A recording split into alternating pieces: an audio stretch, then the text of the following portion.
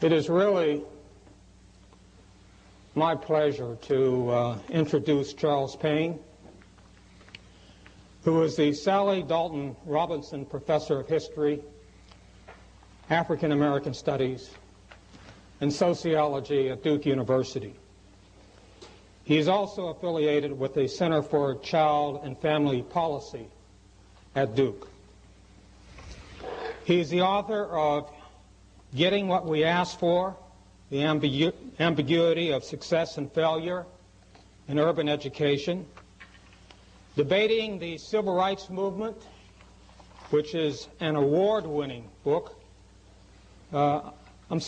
Debating the Civil Rights Movement, and then the award-winning book, Got the Light of Freedom, subtitled The Organizing Tradition and the Mississippi Freedom Movement.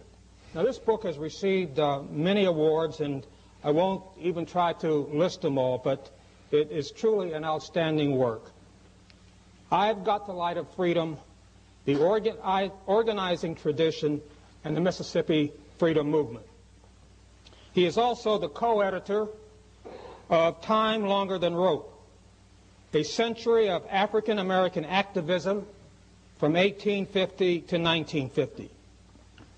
His scholarly focus is urban education, the civil rights movement, social change, and social inequality.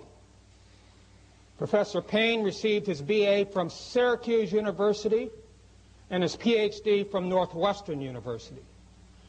And prior to joining the faculty of Duke University, he held faculty positions at Southern University, Williams College, and Northwestern University. From 1982 to 1986, he was a founding director of the Urban Education Project in Orange, New Jersey, a nonprofit community center providing urban youth with broadened educational experiences. Now, it is really our good fortune that one of Charles Payne's areas of specialization is urban education. Now, I say this because his work is very insightful, in my opinion. Also, in my opinion, urban education is one of the most important areas for academic study and research. I am particularly concerned about the educational experiences of students of color and the failing schools that serve many of them.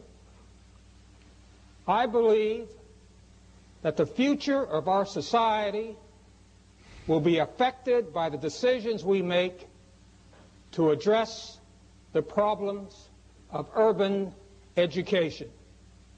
I look forward, therefore, to Charles Payne's comments tonight.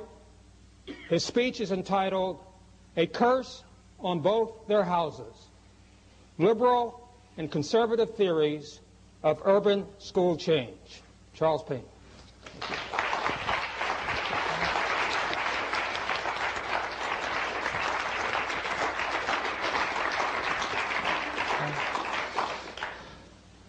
I want to thank Bill for that very generous introduction. Now that I'm up here, you can see that I'm not old enough to have done everything he claims I have done, so I presume he made some of that stuff up.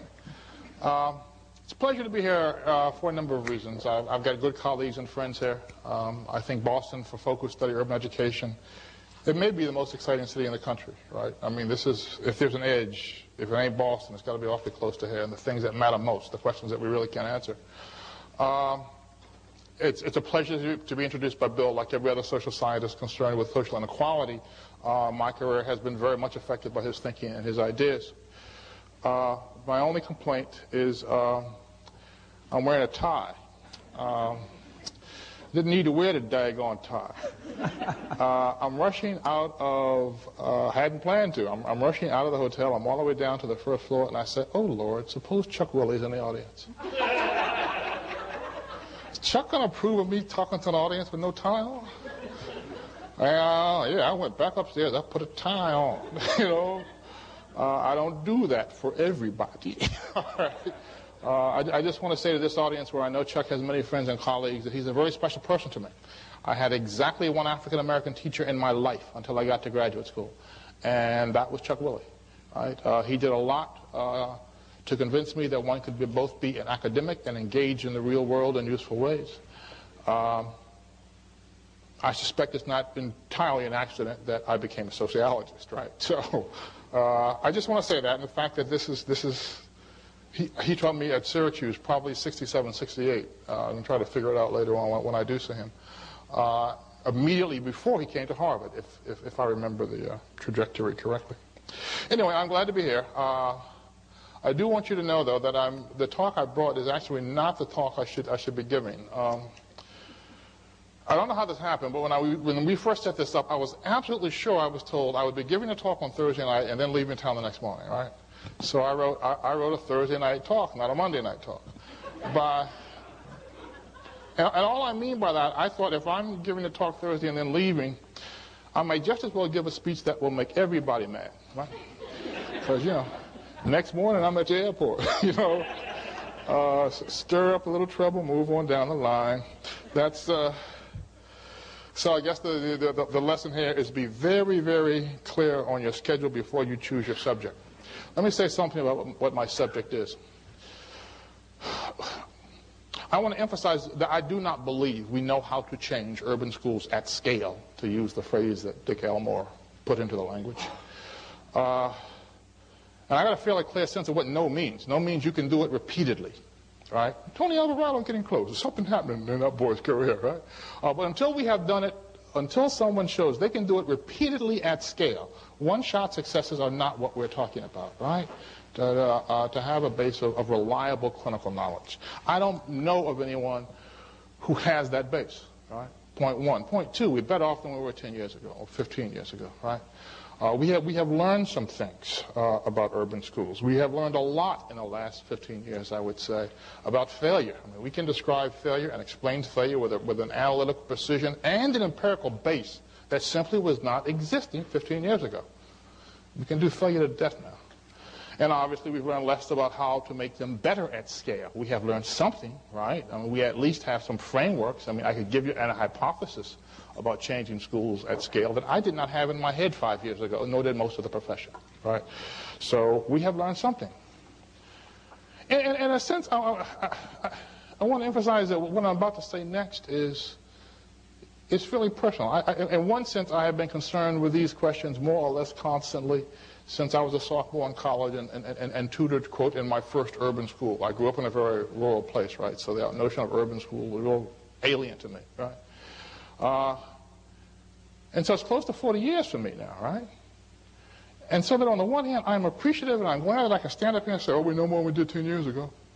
But the truth is almost all of the stuff that we know how to do professional development at a much higher level. We know that social capital plays a role of importance that we have not often given it credit for. We know these things now, so far as I'm concerned. But by gosh, we should have known them 15 or 20 years ago. The record was there. I mean, the evidence was there, right? There's something about our inability to learn, right, from our own work, right?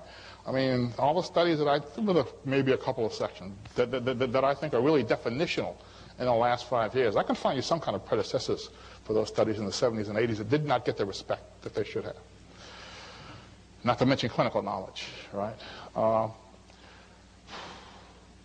I guess what I'm trying to say is it strikes me that those of us who are concerned with urban schools have been slow learners ourselves, right? And it is quite frustrating.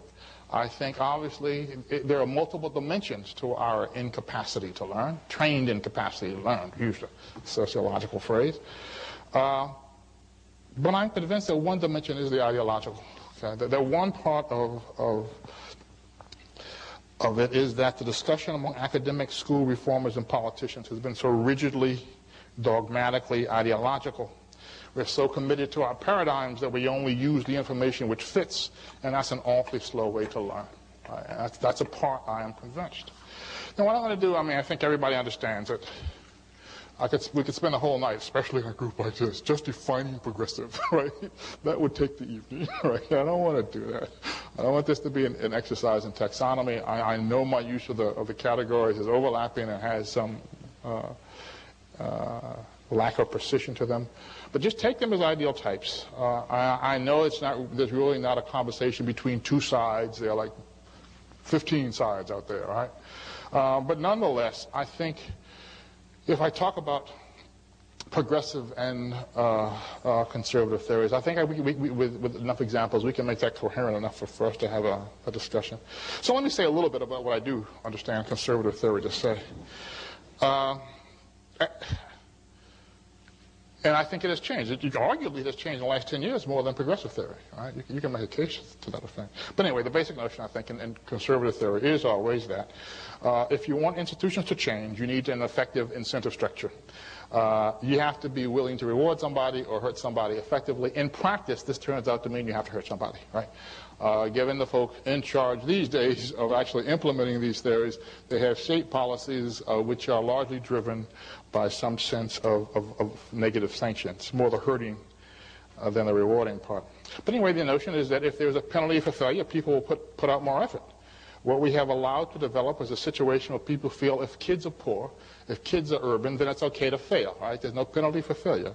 They're allowed to get away with that. So the answer to that is accountability, right? We need some high-stakes environments for adults, some high-stakes environments for kids. That's more or less it. And of course, then there's always the most predictable part of conservative theory is, and we ain't going to pay for it, right? I mean, that's, so No Child Left Behind, Rothman's Child of Thought, is very much the dominant, in practice, body of, it's a theory that drives dominant practice right now. What drives standards-based for the most part, I think. And then what we can call liberal or progressive theory just finds this to be a morally deficient position, right? And a substantively inefficient. There's a kind of false inefficiency, progressives would say, to the conservative, but it's not real. What I think of as the heart of the progressive tradition is the idea that if you want change to be real, then you have to develop the people who are going to be leading the change, right? People have to be convinced that there is something of value for them in what it is that you're asking. They have to develop some sense of ownership. And that means that change has got to be significantly a bottom-up process, a voluntary process. You cannot simply issue mandates from on high and get real change in complicated institutions. You issue mandates, you can get compliance, but compliance ain't change. And I think that's pretty much the dominant theory of education in American schools of education. I'm sorry, that's the dominant theory of change in American schools of education. I'm going to start with, and actually probably spend more time, with some of my misgivings about the progressives, but then I'll try to balance. If I had all the time that I wanted, which would be a terrible thing for you, I mean, you can extract from the progressive paradigm several ideas that I think minimally need rethinking, right? One is the idea that thou shalt never criticize the poor. It's okay to imply, as Charles Payne does in his book, one of his books anyway, that the poor have agency, but only if you're saying they have agency to do good. They have agency to do heroic things. If the poor do anything that's counterproductive, it's only because of the inexorable weight of oppression, which leaves them no choice in what they're doing. We do not, therefore, talk much, we on the progressive side, which is where at least emotionally I am. We do not talk much about poor children or poor parents as part of the solution. That's just not where our emphasis by and large lies. Point two, the only pedagogy is progressive pedagogy, and thou shalt have no other pedagogy before it. Drill and presumably we mean this in all circumstances, right? Irrespective of what kind of content.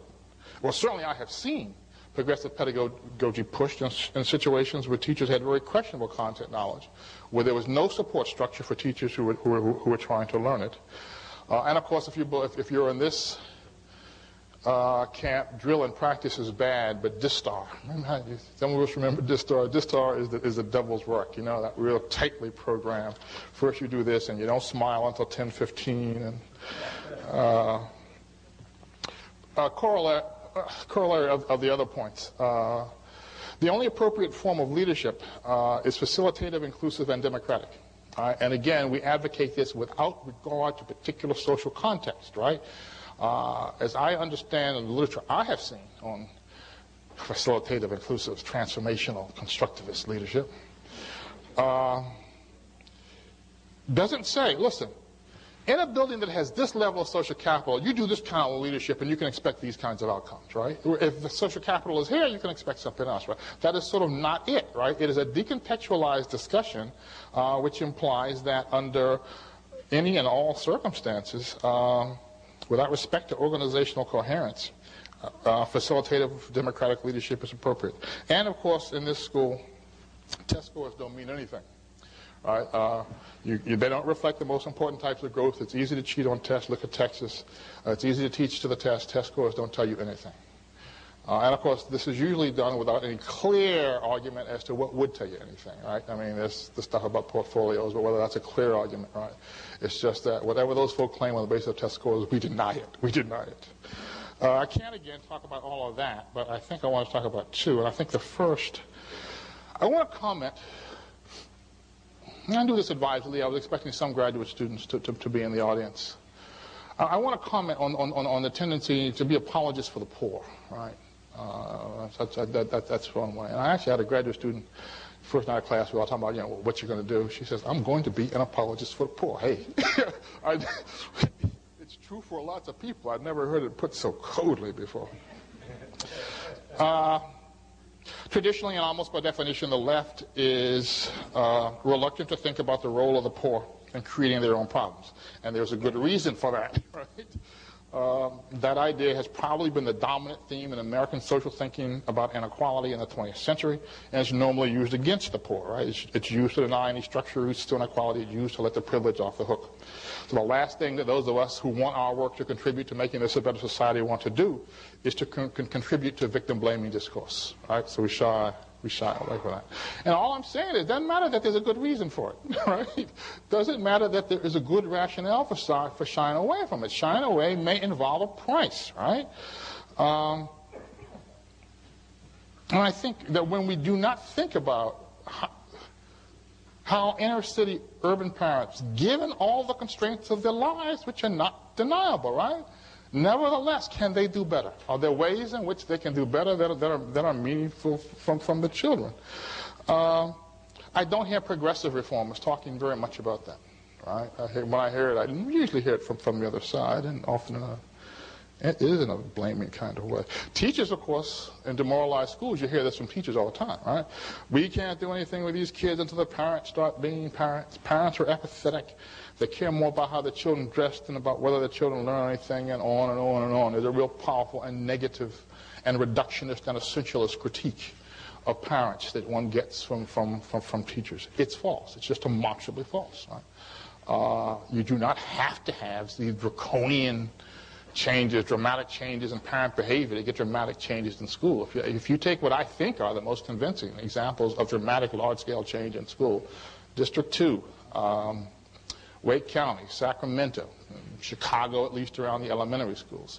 A little bit more ambiguous there. But anyway, I mean, those are not cases, those are cases where we see what I think, at Boston, what am I saying, right? Those are not cases where change seems to be being led by changes in parent behavior. I mean, we have no evidence that suggests that, right? We change professional behavior, and we've got quite different results, quite different, very meaningfully different results from children. So the idea that you can't change schools unless you change parents is just demonstrably false, right? Still, saying that it's not a prerequisite for change doesn't mean it can't be useful, right? In the early years of school reform in Chicago, and I assume most of you have some sense of that, we saw a real upswing in parent volunteering in schools. And I think most of us who were close to schools thought parents immediately did two things. If they were given their head, if they were given the freedom, right, they'd make their schools safer. They'd be there at 5 o'clock in the morning, they'd walk kids to school, they'd walk kids home, they'd make those schools safer, right? And they'd change the tone of the school, right? Parents have real issues about the way their children are talked to. Right? So if parents come to have any sizable presence in a school, they're going to start challenging teachers about the way in which you talk to my children, right? Both of which I think are positive. And parents who were able to play a role in governance and LSCs deserve a large share of the credit in Chicago for opening those schools up, for letting the university community get into the schools, which had traditionally been, it just wasn't going to happen. So that's one set of levels. At the time all this was going on, I was following, and I'm still following, a group of schools which tried to implement the Comer process in Chicago. We saw all of those patterns in those schools, all of which were bottom quartile schools with a single exception, the bottom 25% of Chicago. None of them had anything like an identifiable parent program. And the Comer Project fairly quickly, which in most cases means under a year, was able to build parent programs that had 30 to 100 regular participants and could call on 2 to 3 times that number for regular events. It's very clear that the children felt wonderful about having their parents coming into the school and having, quote, authoritative-looking positions. Looks authoritative to a kid, right? If your parents doing all the running around in the classroom.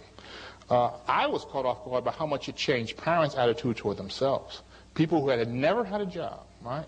Who had never participated in organizational life, and I include the church in that, right? Or in some cases just transformed their level of self-confidence by what they were able to demonstrate acting as aides to teachers, right? And for some folks, it actually became a springboard to employment someplace else. And it can't be insignificant that they won the respect of teachers, right? And how they did that, there's a whole process called fencing. If we have time in the question and answer session, somebody asked me to come back to this, parents winning the respect of teachers, because it's a dog of a battle. It is a dog of a battle. The norm almost always is that teachers do not believe parents have much to contribute. They certainly don't think parents can contribute anything intellectually. It's a real dog of a battle. And they convey that to parents. The same teachers who are complaining that we don't get parents convey this stigmatizing, this constant put-downs. And what does it take then to make parent behavior work in these kinds of contexts? The largest part of it, I'm convinced, the largest part of what the Comer facilitators did was make them socially comfortable in the school, right? They became sort of the parent champions. They in various ways, they cut out some of that teacher behavior, right? They would challenge teachers publicly, whatever it took. But in various ways, they created a socially appropriate, socially supportive environment for parents, right? And if you do that, you can change it. So anyway, what I'm trying to say is there's a resource, these are mostly West Side schools, for those of you who know Chicago. These are really deprived communities. And nevertheless, there's a resource, a potential for parent behavior in ways that I think are positive for children. And just footnote, making actual empirically verifiable links between this kind of parent volunteer behavior and student outcomes. It's more difficult than people think. It's such a commonsensical notion, right? But some of the better research has difficulty making it. But I'm willing to accept. These things sound good to me as ends in themselves, by and large, right? And so my point was simply that there's a resource that's going unused. It's quite possible that this is a lever for change that is easier to push than some of the other levers for change. When I think about what it takes to work through parent self-doubt, and I compare that to what it takes to work through teacher belief systems, right? It's a magnitude of difference. How you got to work through the stuff with parents. So working through the stuff with teachers is even more labor intensive and certainly is going to take longer. So all I'm saying is that if we continue to construct dialogues which shy away from this notion of what is it the parents can do more, then I think we may well be missing a chance to do something that would be meaningful. I'm sorry, I'm stuttering. I'm trying to figure out what I'm cutting here, right? One thing I do want to say, two things I want to say. There's one more reason, all apart from the practical, real-world consequences. It's sort of a matter of honor. Not acknowledging the fact that parental behavior in the inner city is often problematic is, I think, to break faith with teachers, right? Teachers confront problematic parental behavior on a daily basis. They certainly perceive it selectively. They underestimate the role that they themselves play in driving parents out of school. They give up on parents quickly, certainly all of that. But all that said, a great deal of what they say descriptively about the kinds of counterproductive parental behaviors they deal with on a day-to-day basis is absolutely true. And if we're to respect teachers, we need to acknowledge that sometimes, right? We need to acknowledge they've got to deal with that. And then help them understand it in a different way from the way in which they understand it. Two last points. One, we may be fighting yesterday's battle on this one, right? It does not seem to me that the right is pushing as aggressively as it normally has the idea that, it's all the attributes of the poor which account for inequality, right? All this free market fundamentalism, whatever you want to say about free market fundamentalism, right? Voucher systems and charter schools. It implies that the problem does not inhere in children. It implies that the problem inheres in organizations which have inappropriate incentive structures, right? That is a sea change in American discussions about inequality. That is just a sea change. For folk on the right to be saying, it ain't the kids, it's the institutions. Now, beyond that, they get everything wrong, okay? But they got that, so... and certainly the problem is culture. That hasn't gone away, right? But I'm saying it's not driving the conservative discussions of policy in a way that it has driven those policies, driven those discussions for most of the century. And I'm not sure we have appreciated. Although the pendulum, I expect, will swing back, right? I think it's another story, but I think we can expect to see, as voucher programs and charter schools yield increasingly dubious results, or mixed results, I think you can expect to see conservatives going back to, there really is something wrong with these people. But right now, it's a different... but the most important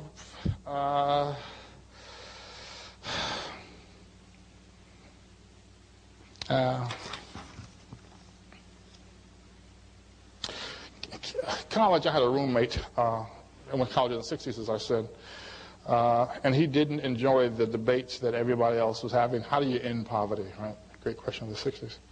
His position that you didn't want to end poverty because the poor served a very necessary function.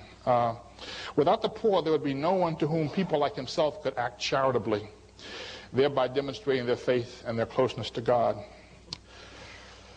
If this is harsh, then I'm sorry. But it often seems to me in these discussions that we continue to use the poor in the same way. Right? And I don't care how good our intentions are. Right? It still seems to me that a part of what underlies this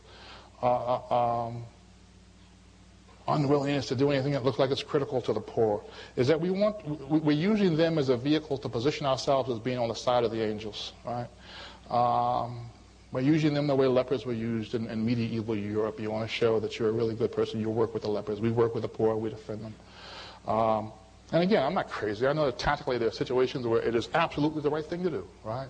When certain kinds of assaults against the poor are taking place, right? But I am asserting I think something else is going on other than that. In some ways we are using them, right? That was point one. Point two. I want to talk about this notion of voluntary change. One of the central problems, a whole lot of days I think it is the central problem in improving schools at scale, is teacher resistance. Resistance is not the best word, I think, for what we're trying to say. There's sort of moral overtones to it. I got a good idea, you resist it. You're not a good person. You're not on the side of children. It's probably more analytically correct to say that we're talking about teacher skepticism, right? Teachers don't believe that all these reforms that we are advocating, that we have tested and so forth, they simply are not convinced, right? Which sounds like, they're rational beings and they just haven't seen the evidence that would mean something to them yet. And if you think about it, if you think about the number of, if you think about somebody who's been in an urban school system for the last 20 years, and you think about Fred Hess's analysis, what is it? A new major policy initiative every 3 months? Am I remembering that correctly? Oh, close to that, right? Many of them ill-considered, many of them poorly planned, most of them under-supported. They have seen initiative after initiative after. They're supposed to be skeptical, right? If they were not skeptical, there'd be something wrong with them. It's pretty clear, by the way, that most schools that I study, the veteran teachers are the most prone to be skeptical. And then you tend to get a bimodal distribution. Some of the strongest teachers and all of the weakest teachers, for practical purposes, will tend to be very skeptical to new initiatives. And the content of the initiative doesn't matter much, right? You're usually going to get this breakdown in the schools anyway, the question then becomes, you're the reformer, you've got an idea, you're going to initiate coaching in these schools, you're going to put the Coalition for Essential Schools in. How do you work with folk who are resistant or skeptical or whatever? How do you do that? I'm not sure if this has been the dominant, but certainly a very common progressive answer for that for the last 2 decades is this: we should not push the reluctant, we should not confront them, we should not mandate participation in real change. You know, I've done that little dance. You can't force people. So what do you do? In every school, you're going to find a handful of teachers open to change, and the way in which you make change is you cultivate those people. You work with them, right? You want to go in and you want to demonstrate that if kids are taught differently, taught in a way that's more engaging, that captures their interests better, they'll learn more. And then what happens? Other teachers see those kids learning more, and what happens? They buy in. They will willingly adopt the innovation. You don't have to beat them into it. There may be a hardcore, but once the culture of a school changes, the hardcore holdouts will either come around or get out and find a place where they're going to be more comfortable. I think of this as the Iwo Jima model of change, right? Reformers are like the Marines. They're hitting the beach at Iwo Jima. They're establishing a beachhead, and they're going to fight their way inland one classroom at a time, right? The day the kindergarten teaches, tomorrow Manila. The problem is now we have had enough long-running experiments now to, I think, know something in broad terms, right, about the viability of this as a model. And it's questionable. It's not that it's always wrong. It does work sometimes, right? It also flops a lot of times. Flops in the sense that, how much time is time? Flops in the sense that 3 or 4 years out, you are still working with the same handful of initially receptive teachers, right? It doesn't grow. There is some sort of, something goes wrong in the transmission process. My sense, and there are probably people in the school, in this audience who know this history better than I, that this is one of the issues that the coalition of the essential schools, which at one time so many of us had great promise for, this is one of the things they never solved, right? They never figured out a way to work consistently. How do you convert the reluctant? I'd say very much the same about a number of the Annenberg initiatives of the last 10 years. I think what we have learned is there are at least two problems with a voluntary change model. First, it assumes that we all have the same definition of success, right? First, it assumes that we got the same epistemology, that when a reformer says, I'm going to work and create success, that's the same thing as success in a teacher's head, right? That's just wrong, right? We see lots of cases where the reformers think, wow, this is going just great, and the teachers say, yeah, it's going great. We're tutoring every kid after school. It's got to be going great. It's not the program. We're just giving them more time. Sure, it's going great. These are the best. This is the best group of kids I've had in 15 years in this school. It's not the program. It's just this is going good. Sure, it's going great, but I haven't taught an art class for 6 months. You teach whatever it is more. It goes up. This is not real change in teachers' eyes. And one of the ones that I'm coming to have a whole new appreciation for is, yeah, it's going great, but test scores don't measure what these kids need to have. And it's so funny because that's really true in a sense, right? But teachers use it in a kind of an ideological way, that these kids need life lessons. And I'm spending so much time, with this new program, I can't give them life lessons. So yeah, the scores may be going up, or whatever the metric is. But this doesn't convince me that change is real. And of course, this is compounded by the fact that some teachers have an ideological investment in believing in program failure, right? Because, of course, that lets them off the hook. So the kind of evidence it takes to convince people who have an ideological investment in the idea of failure is often much more than we can produce. This is not a rational process. The second problem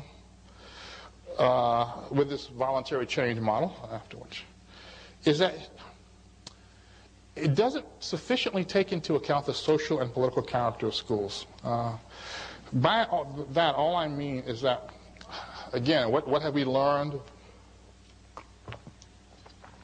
What have we learned in the last 10 years? I think we've learned that our toughest schools are demoralized. People have simply given up, right? Fact number one, weak organizational infrastructure, profound levels of teacher resistance, low levels of teacher agency.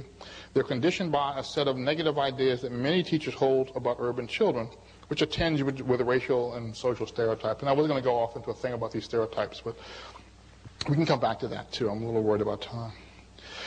If you accept that as a reasonable description of the social conditions, right, of significant numbers of urban schools, you cannot then turn around and say, and we're going to have change voluntarily. Right? If you got that kind of social morass, right, you can't go in there and say, who wants to participate in making our school better? They have to first believe that it's possible to make schools better, and we have beaten that belief out of them, right? And then we go and say this, and when they don't do it, we say they're wrong, right? It's a catch-20-something or another. What I take, and this, I yield to no one in my advocacy of democratic values and democratic process.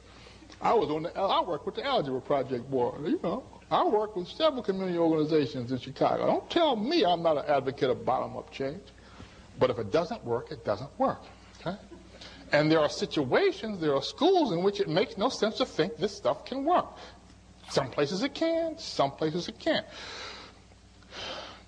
We have, I take this, I mean, the fight for us is not whether or not we have to make a demand to get change at scale. It's how to make a demand in the least destructive way. I think that's the fight that we have to be into, because I have no doubt. I simply do not believe. District 2 in New York, which is maybe the single most influential model right now in terms of large-scale change. People all across the country think of District 2 as what can you do with intensive and extensive professional development in the urban city. That's how the District 2 story is read, and that's true. But if memory serves, they fired something like half the principals in the first 4 years, right? They had a real demand, right? And I think in Boston the numbers are almost the same, right? About half the principalship got destroyed as these current reforms there was a real demand, and people had to pay real consequences if they were not able and willing to produce some kind of results. And again, I'm not saying I don't ever want to suggest that, well, we just need to make demands. No, you do it without giving teachers support. You do it without giving them the materials they need to work with. You do it without establishing the legitimacy of your principals and your superintendents. You're going to get something that's going to be really ugly, right?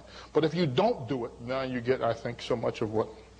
And of course, that also gives you my critique of facilitative and inclusive leadership, right?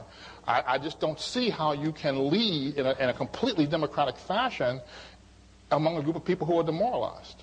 Right? There has to be some kind of social capital built up before that, and then I think it can be marvelous to behold. I better say what I'm going to say about the conservatives, because I only left 5 minutes for them. Yeah. No, go ahead. Well, again, I want some time for discussion, because that's going to be... All right, let me see if I can... Go... Got to go. I'm skipping a great Dwight David Eisenhower quote. I just want you to know what you're missing. The conservatives, you know, I mean, obviously what I've said so far, I sometimes look at the rigidity and the dogmatic quality of some of the argumentation I see, the selective use of evidence. Among some of my sisters and brethren on the progressive side. And yeah, you know, sometimes I'm just near despair at the intellectual shabbiness of much of what we do. And then I look at the other side of the aisle. Then I look at, and I have a new appreciation for progressives. Conservative era it has a different feel for me. It is not. First of all, it's more dangerous because right now conservatives are in power. When we're in power, we'll be dangerous too, right? And we'll need an opposition. But right now, if conservatives are in power, they are more dangerous. But beyond that, the eras are of a different order of magnitude, it seems to me, to have to do more with a worldview, which is more fundamentally problematic, than they do with specific areas of policy, right? So that in a great many cases, it's just, I can't get my hand around the questions that they're trying to get me to take seriously as questions, right? And in some cases, in some cases, even when the best analysis I can come up with says, they may be right about that, there's still times when I think for other reasons, I don't want to do this, even though, yeah, it works as policy. Best I can say. So anyway, let me try to fairly quickly illustrate some of that. And of course, I should have said when I mean more worldview than particular kinds of policies, I mean this reductionist sense of human motivations, right? People respond in some narrow way to rewards and sanctions. It's a fairly non-normative view on the world. I knew a principal kept a sign on her desk, you know, the floggings will continue until morale improves around here, right? And that often seems to me what conservatives are saying. We're going to beat people into doing right around here. There's a reductionist sense of child development, the test score fetishism, a reductionist sense of what teaching is therefore, a reductionist sense of research, this whole new discussion about we're going to have much more rigorous research. That should be something, if they actually meant that and had a more holistic conception of what research is, it'd be great, right? But I think they mean it in a very narrow kind of way. And of course, so this is simply not the place to look for nuance. So anyway, let me just take a couple issues, maybe the issue of resources and then the issue of high-stakes testing, to at least illustrate some of my misgivings about this work. I guess the mother of all sins, the defining sins of conservatives, is their staunch, cheerful refusal to even think about issues of resource allocation. I have no doubt that the current popularity of vouchers and charter schools have to do with the fact that those programs are typically thought to be revenue neutral, right? We can do it within the same budget that we have. And one of the ways to frame the argument that money doesn't matter, of course, the old way was to say, whether the Thornstroms are doing this or not, we could have an argument about that. But anyway, the old way was to simply say, look, the culture of these people is so bad, it has damaged them so much, it doesn't matter what resources you put into these schools, they're already gone. That's sort of the old way. The contemporary way is I think, is more, schools are so bureaucratic, they're so bound by regulation, that they're going to misuse any money they get. The Illinois legislature used to say, giving money to Chicago is throwing money in a black hole. I mean, they literally use that phrase, you know, with all that kind of racial, however you want to phrase that. So anyway, since the misinterpretation of Coleman, because Coleman never said this, at least I can't find it, we have had a little cottage industry of people who are trying to answer the question, does money matter in education? I can't get nothing. I just can't get my head around the question. I mean, I don't know why you're asking that. Right? I mean, and we've done literally hundreds of studies around this notion, and this is one of the reasons I think the public justly sometimes regards social scientists as not worth taking seriously, right? Because we worry to death questions which are in fact not worth taking seriously. And on this particular question, it's not so much that I have counter data. For me, it's almost a question of methodology. I think the question is a measure of how impoverished our discourse is. I can't imagine anybody asking, does money matter for middle-class white kids, right? And being taken seriously. So that's not what the question is, right? It's a racialized discourse. You can only ask this kind of question about poor children, only ask it about children of color, and it's only plausible as a part of our discourse because in some ways we exoticize them, right? We begin with if you begin with the notion they're like everybody else's kids, right? Then the same thing money does for everybody else's kids, it can do for them, right? It's not an issue if you begin with that notion of their normality. If you don't begin with that, maybe these kids are different given their history and culture and blah, blah, blah. Then the question may make sense. So anyway, I'm just very reluctant to accept this as a legitimate question, right? As a principle of methodology, I am suspicious anytime a privileged person says, poor people don't need what I got, right? It worked for me, but they don't need it. And I'm this way about testing. You know, I'm not comfortable with this notion, kids don't need to learn to negotiate tests. Partly because all the people who say it can negotiate tests. Right? And all the people can say it are raising their children to be able to negotiate tests. So don't tell me, I have issues with people telling me that poor people don't need what they need. So in any case, I don't think I feel any need to prove that money can be made to matter in anybody's education.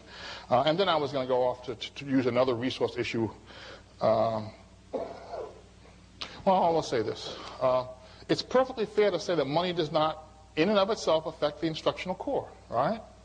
But, you know, the secret is neither does any other structural change that we've made in schools in 40 years, right? Small learning communities do not necessarily affect the instructional core. They may facilitate it, and money may facilitate it, right? But there is no guarantee. So if you want to do a series of research studies about how you can make money matter, if you want to study how you can get around the bureaucratic inefficiencies of central cities, all of those how questions, they're reasonable questions, right? But simply, does money matter with no sense of context is not a reasonable question. Does class size matter is an equally stupid question, right? I mean, we can say there are ways we can frame that. What are the most efficient ways given changes in class size? But you know, the idea that changing class size doesn't facilitate possibilities that you don't have, yes, that's just not a reasonable question. So anyway, all I'm trying to say about these resource issues is that I just don't accept the legitimacy. I don't accept the legitimacy of the discourse. Right? I mean, something else is going on there than a research discussion. And my last point, Bill, because I can see you getting slightly edgy. Do this quickly. High-stakes testing can be made to work. Okay. I ain't no great proponent of it still, but in the way we usually operationally define it, it can be made to work. Let me take you through that and then say I'm still not sure I want to do it. Right? Here's the most optimistic reading that I can give you of high-stakes testing. If you have a moderately well-resourced environment, all right, and I got a rough sense of what I mean. Principals got to be able to say, I can increase instructional time for targeted groups of children. Right? I can have tutoring. I can have after-school program. Last estimate I saw in Chicago was that at one time in the late 90s, they had increased instructional time in some schools by 33%. Right? Summer school programs, all that stuff. Right? You're not changing the character of instruction, but you're changing how much instruction is going on. If you have at least that level of resources, right? I'm not sure what happens when you have no level of resources. I'm not sure what happens when you have so many resources that you say, hey, every kid who wants a reading recovery teacher, you got them. You know, I mean, I don't see that, right? But if you have a moderately well-resourced environment, I think what you can count on 3 or 4 years of rising test scores sort of across the score spectrum, both good students and not so good. And then there often seems to be a plateau, right? And again, I'm speculating, but what I would, a lot of other folk would say is happening. Well, you haven't really done anything to improve your teaching core just by, so you get as teachers concentrate more, as teachers come to know the content of the test more, you get a rise, but then you haven't improved the teaching course, so it plateaus. The other part is really what I wanted you to think about, because I'm not sure how much of this is getting covered. You can also get a dramatic change in the bottom quartile, right, and the lowest scoring students. Chicago, 1991, 60% of all children read in the national bottom quartile. Right? Last year's score, it was 23%. All right? That is, as you know how numbers just don't move like that over a 10-year period, right?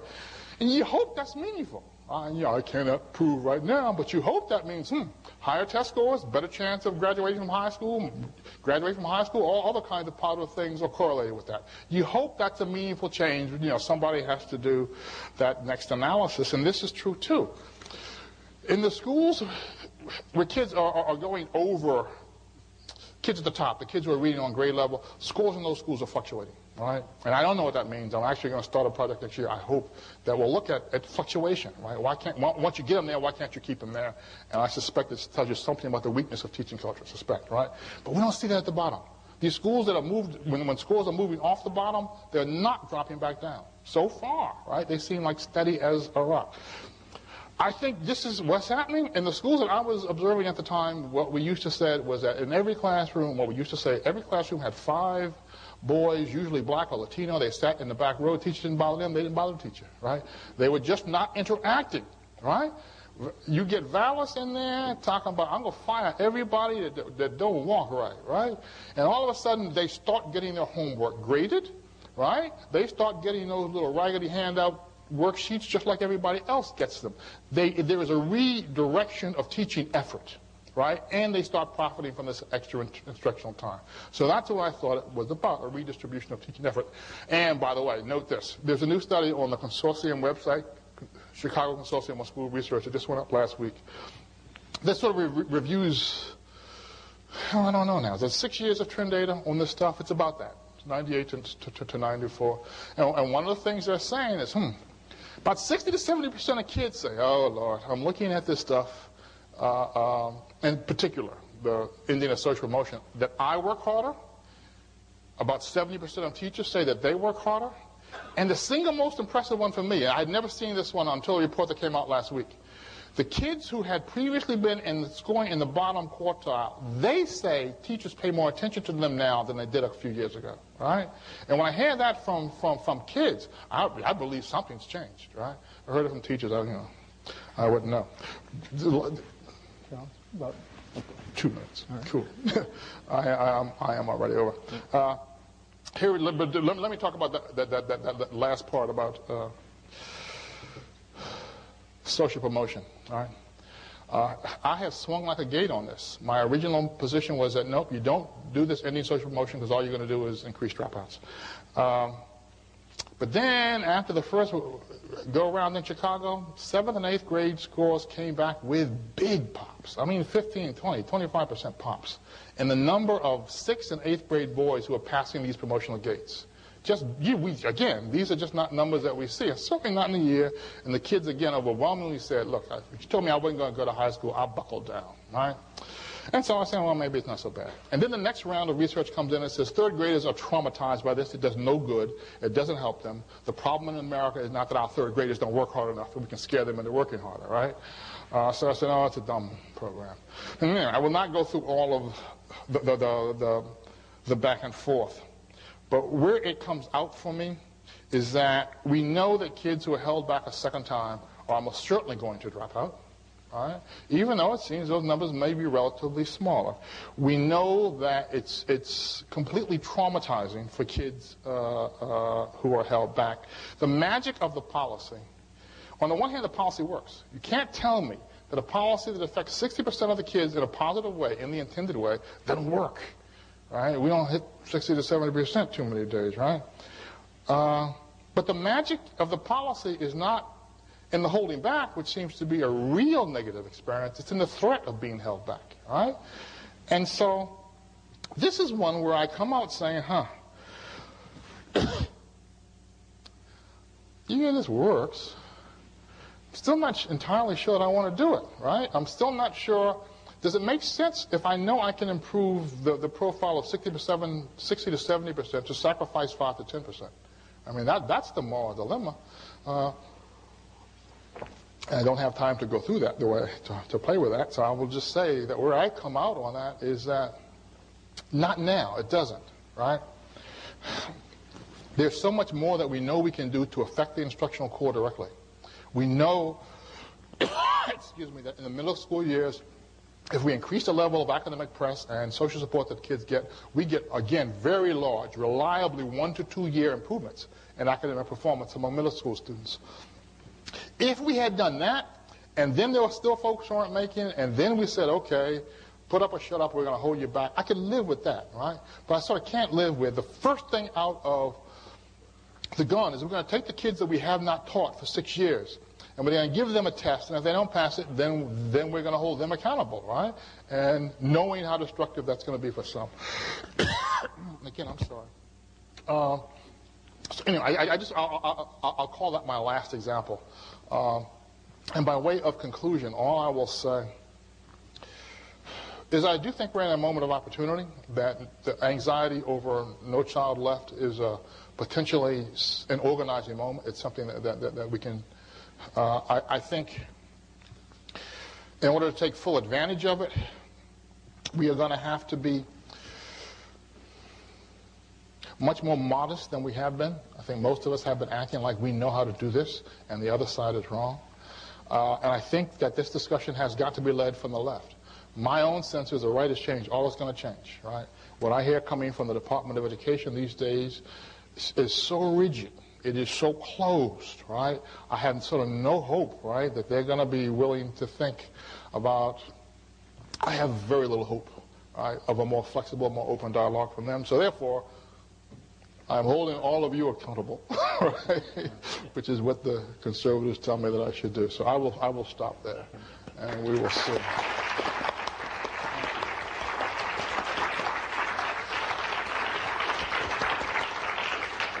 We have a few minutes for questions, and Charles, you just want to... Yes, this is Yeah, sure. questions or comments or ideological... Oh, I'm sorry. Yeah, by stressing math and science, aren't you going to be turning off the students that are interested in the other courses? You know, geography, history, English, music, art. Yeah. I guess the way that I see the issue is that schools tend to stress those things which are being tested on. They're being tested on. And much of the rest of the curriculum is being driven out. I think that's an absolutely established fact, right? That unless there is some specific policy, and often it is parents. It's probably not happened in Chicago as much as elsewhere because parents hire a principal. And principals don't want to go to parents and say, test scores are up, but I cut out art and music and drama, right? That's not a happy dialogue, right? And other places where there's not a countervailing, if there's no countervailing force, you can expect that high-stakes testing is going to dumb down the curriculum. Narrow the curriculum, let me say it that way. It will narrow the curriculum. Absolutely.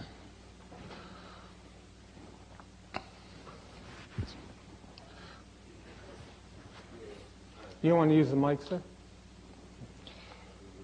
Oh, okay. I'm afraid people in the back would not hear you. Well, go ahead. Give it a try. Then you can repeat the question. When you use the Iwo Jima metaphor of sending a few dedicated teachers to establish a beachhead, and like, if I got it right, the beachhead doesn't usually expand very much over several years? It often does not, yes. Often does not. Do you have a very vague model of or examples of people expanding the beachhead over, less than 10 years?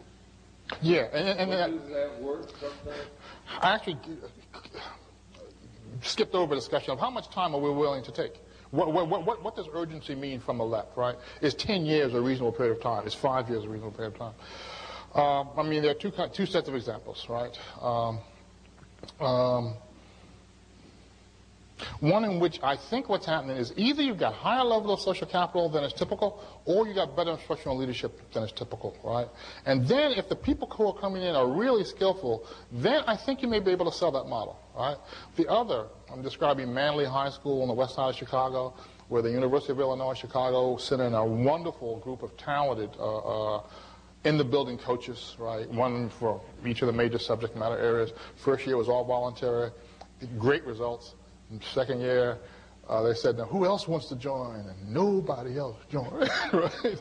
And they simply mandated it, right? And these are people for whom it is philosophically very hard, right, to mandate participation. But that's what they did. And it's worked there. It's worked in that place and a number of others. Heather, I just want everybody to know that I taught Heather Harding as an undergraduate in no, let me leave this alone.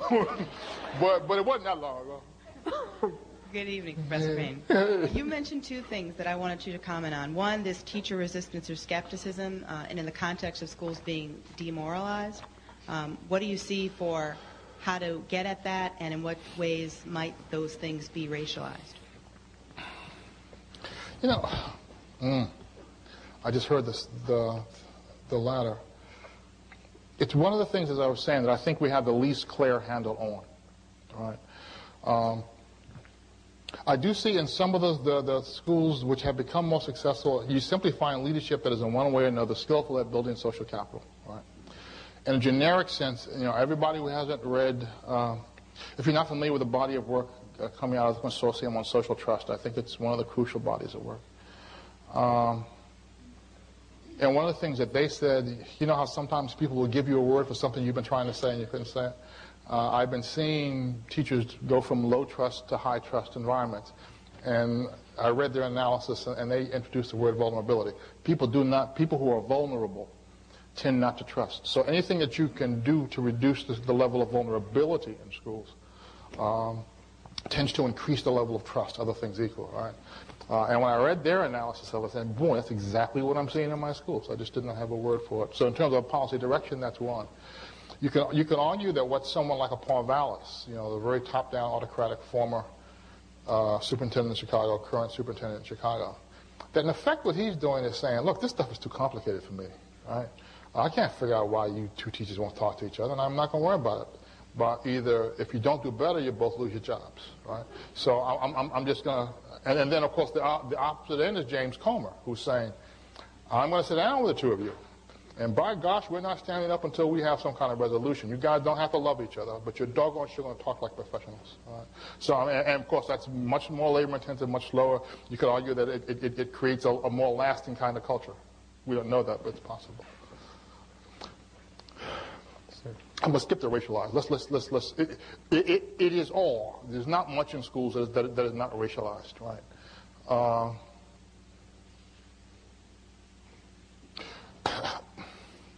But the way in which racial ideology is most powerfully expressed in schools, I'll have a little contest. I'm still trying to come up with a name for this, right? Particularized ideologies, by which all I mean is that teachers do not say, black kids can't learn, poor kids, and there's none of that. We all know it's unacceptable. What they say is that these particular kids, all of whom happen to be black, but these particular kids in the particular school, the particular neighborhood, they can't learn. Right? And you can't therefore expect me to do anything with them. And it just so happens that they're black.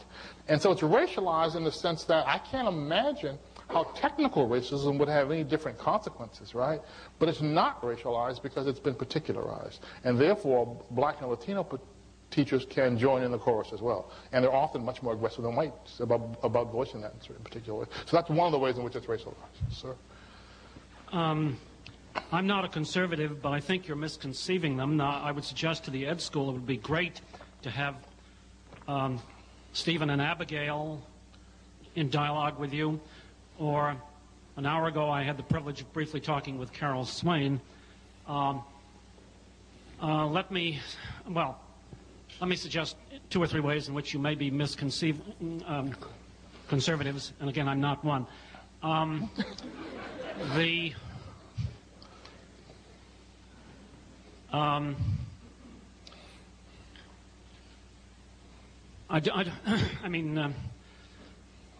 No one of the intelligence of the Thornstroms is Secretary of Education. I don't think we can... to me, Bush is a radical rightist, not a true conservative, whatever that is. One final point, and then I'll hear your comments. We certainly are well aware that though the federal and state and local levels of government share responsibility for education, certainly the overwhelming responsibility and spending comes from local governments, big city governments. There are very few urban schools in cities with conservative governments. Most of them are liberal Democrats in their voting patterns. So I find it hard to see that the schools in this country today are controlled by conservatives. I think where we may differ, if I understood you right, is that I don't think schools are significant. Well, it's questionable the degree to which schools are significantly controlled by local government. Certainly, curriculum is driven, I don't know, since World War II, largely at state and national levels. Right? No Child Left Behind is something that, as well as most of the standards-based high-stakes testing movement, that has not been a local movement, and there's not one that local political structures, democratic or otherwise, have found effective ways to respond to it. Now, there's a mobilization going on right now against No Child Left Behind. We'll see where it goes. But by and large, right, you can't go from city governments to what happened in schools. At least I'm skeptical of that. Go ahead. How did the Congressional Black Caucus treat No Child Left Behind? I would bet they were overwhelmingly supportive of it. Granted, they assumed that the $8 billion promised to implement it would take place, which of course hasn't happened. I don't know. My honest guess would be that they would split. Kennedy was Kennedy sort of... No, all I'm trying to say is when it was first proposed, No Child Left Behind had substantial liberal support. I still think it makes sense to think of the thinking that goes behind it as being traditionally conservative thinking. I mean, one example, I'll tell you what, an example on both sides. It recognizes Well, two things I'll say about that. One, it does something that the liberals have never done. It makes improvement of urban schools a matter of urgent national policy. It says we can do this and we're going to do it right away, right? Again, we're not going to look at how they want to do it then, right? And then it certainly recognizes what I think I've always thought of as the leading issue of the left, or one of them, the issue of teacher quality, is acknowledged there. But then it starts to go south for me again, right? Because they acknowledge the centrality of teacher quality, and then they reduce it to its narrowest dimensions, right? This kind of credentialism. And then they have no realistic conception of the resources it takes to have a dramatic increase in teacher quality. So it is not all one thing, it is not all the other thing, right? But so long as it's, I still think in a great many ways, it's fundamentally responsive, traditionally conservative, in some ways, but not always. Hi, Professor Payne. It's great to learn from you. I'm a Duke alum, so welcome to Harvard. Thank you. I want to know what your analysis is of Superintendent Alvarado. Is he a conservative progressive or progressive conservativist? I'm in the urban superintendent's program, and I want to understand your analysis of what went on in District 2 and what kind of went on in San Diego. Where's Dick Elmore when you need him? Cowardly so-and-so. Why ain't he here to handle a question like that? He could give you a much more informed answer than I. My own, I don't think we have a label for what Alvarado represents. I'm not sure you have you guys are local, you have different feelings about this. I can't label what's going on in Boston in any sort of simple way. I mean, if you want to, I'll make up a label for Alvarado, right? He's a determined progressive, right? That he is a progressive in his sense. He has a holistic sense of child development, right? And he adheres to what I think of as largely, given the scale at which he works, progressive senses of pedagogy, right? And then he says, everybody gonna do it, right? And if you don't do it, you're not in my district, right? Which, of course, he was able to pull off in New York, where he had, and not so comfortably in San Diego. So again, it's very much this gentleman's kind of question. I think if you look at Alvarado's career, if you look at his self-description, he has always seen himself as being fundamentally in a progressive camp, right? But he has a willingness to centralize and to dictate, in a broad sense, a style of pedagogy, right? Now, the Chancellor's District goes farther. They were, it was also a relatively successful venture, we think. They were sort of dictating actual lessons. Alvarado doesn't go that far, but he's willing to centralize and, as I said earlier, make demands on people in a way that I think progressives have traditionally been uncomfortable with. And I think I think some of the same thing, my sense, has been going on in Boston. It's a citywide commitment to progressive pedagogy, and the fundamental commitment is not to be, there's no choice about that. Okay, so it's mixed again. Sir? Yes, my name is John Buxton. I think maybe you have some of the teacher stereotype a little wrong, and I am a teacher, have been for 18 years. I work in a urban-suburban district here that has a lot of high achievers and a lot of high-income families. Has a large achievement gap that is not only racial and ethnicity driven, but is also economically driven. The classes that I teach that are honors in AP have virtually everyone in it who has resources and parents who are highly educated and so on.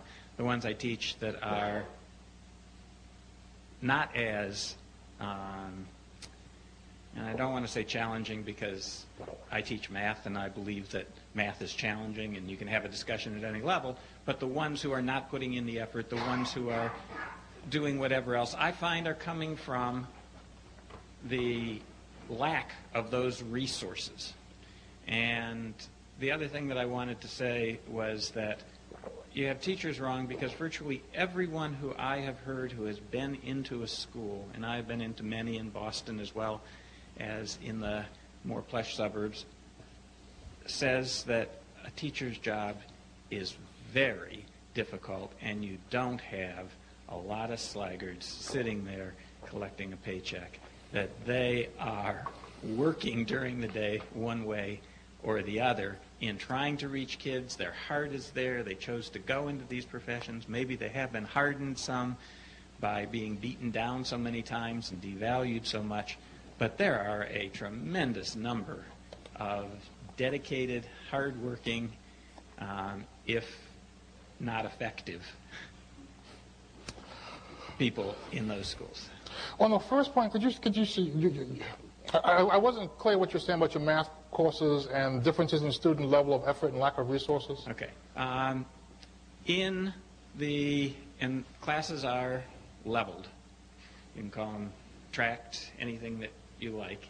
But it's not so much when I look at the kids that there aren't white kids in the lower level classes. It's that there aren't well-to-do parents together, jobs secure, whatever else.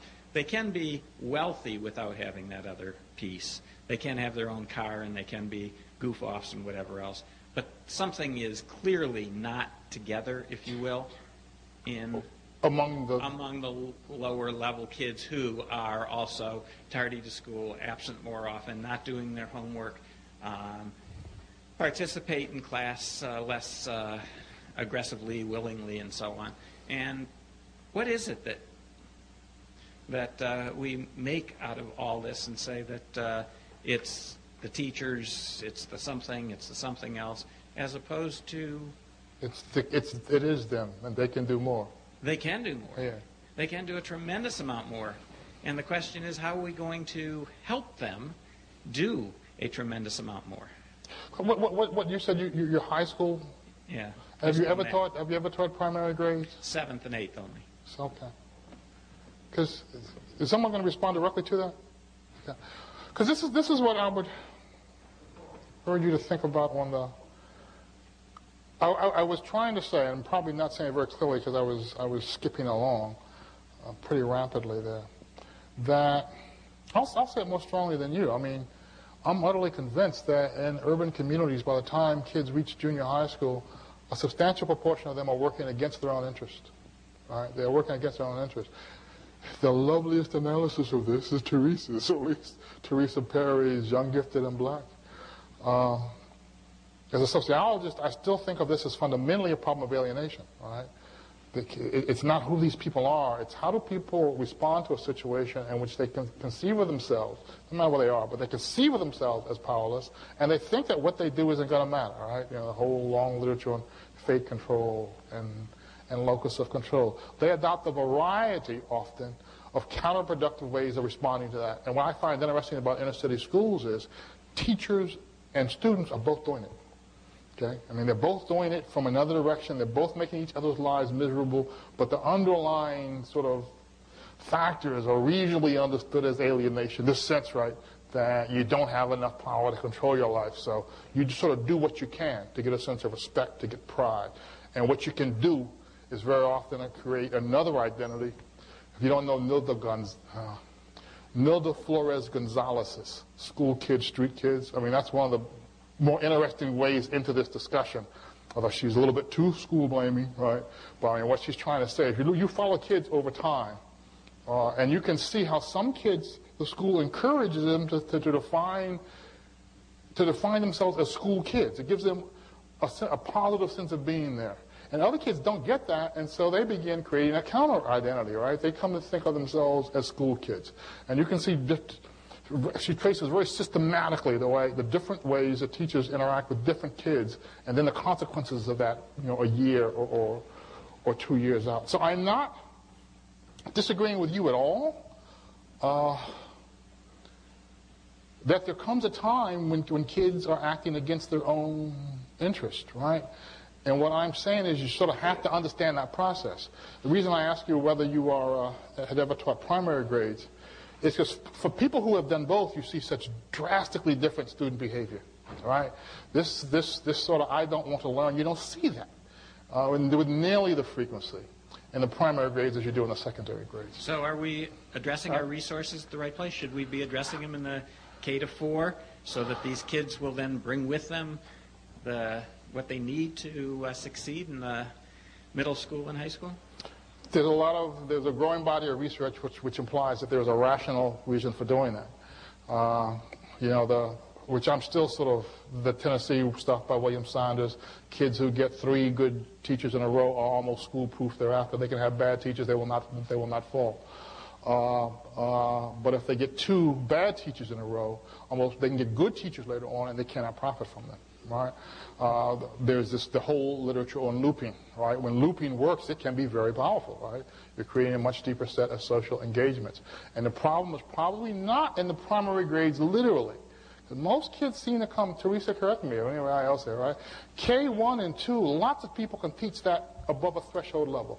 As the kids get older, right, somewhere between 4th and 5th, then you could argue that that's where you need your most powerful teachers, 4th and 5th. Not 7th and 8th, where a lot of principals put them, because those are hard kids to handle, right? But 4th, 5, and 6 before they are lost, right? You can argue that if you could cover that, you get different results. Well, thank you very much, Charles, for a thought-provoking speech.